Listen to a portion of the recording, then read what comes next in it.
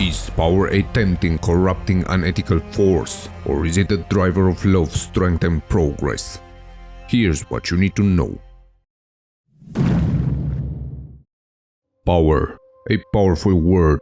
The mere mention of it usually makes people stand on the edge between good and bad emotions.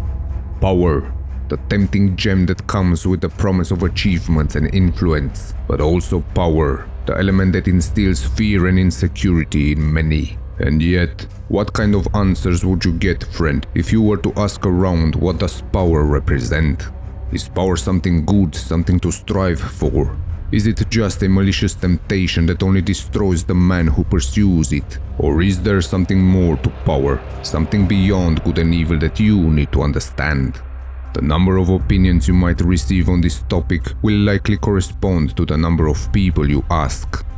This is why I invite you to come along on this short journey of exploration and let us see what stands behind power and the good or evil attributes that it often carries in its meaning. The concept of power is closely related to a man's warrior path, and we must go beyond the popular good or evil facade that power has received throughout the ages and seek to understand power for what it truly is. A popular phrase tells you that power corrupts, and absolute power corrupts absolutely. If you are tempted to believe this, if this statement holds true, how can you, as someone who strives to be an honorable man of character who embraces his warrior spirit, aspire to the conscious ownership of your absolute range of power? If pure corruption awaits you, how can you pursue something that will ultimately lead you to dishonesty and treachery? Such troubling questions will probably make you hesitate and contemplate to never pursue power, and yet, friend, the ownership of your full power is exactly what must occur for you to know yourself and to be effective in the world. Keep in mind that power in itself is neither good nor bad. Power does not corrupt.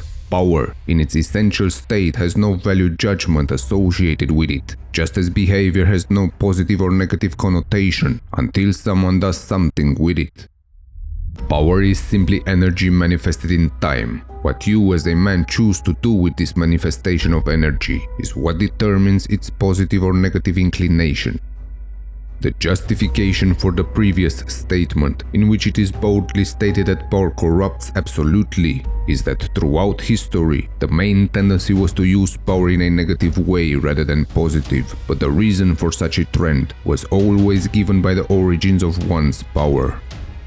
If you are a man who wishes to have a positive impact on the world, it would be a worthwhile adventure to study the figures of history that utilized large amounts of power.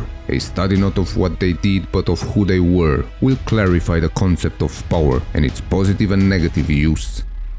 You will see that there are only two types of world leaders that have successfully wielded power. One type is personified by arch-villains such as Hitler, Mussolini, Stalin or Nero. The other type, in the other extreme, personified by passionately loved heroes such as Gandhi, Buddha, Marcus Aurelius or Theodore Roosevelt.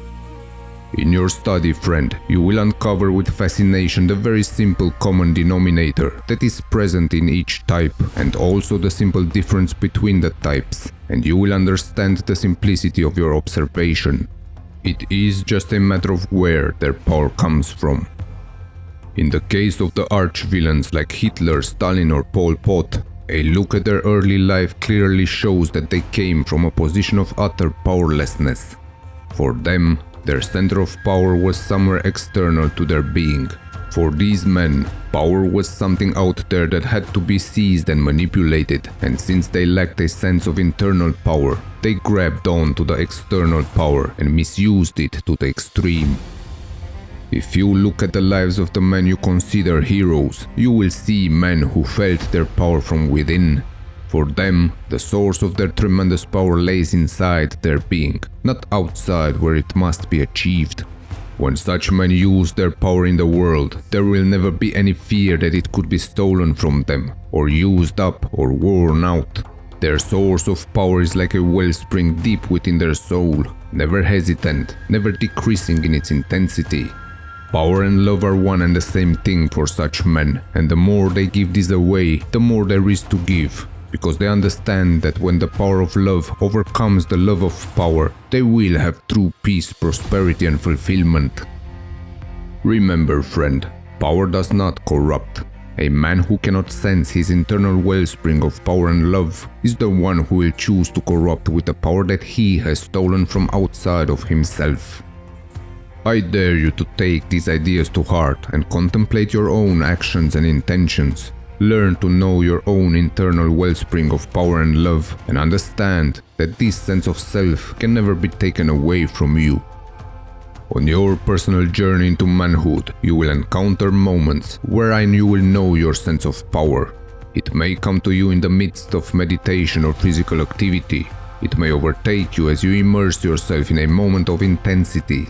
It may fill you with energy as you consciously stand up in the face of aggressive challenges, or it may simply come to you unannounced and uninvited in your mundane daily activities. But in these moments, you will know briefly that you are different, unique.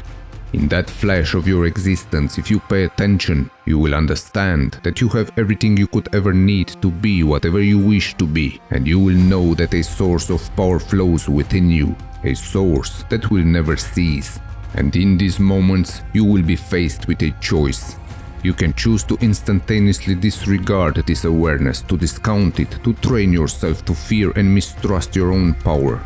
Or you can choose the path of the warrior and become a man that learns to cherish this gift, a man that uses it in the service of love, justice, and fairness. Your conscious will is the one that will make the difference between the right and wrong use of power. When this choice will fall upon you, what will you choose?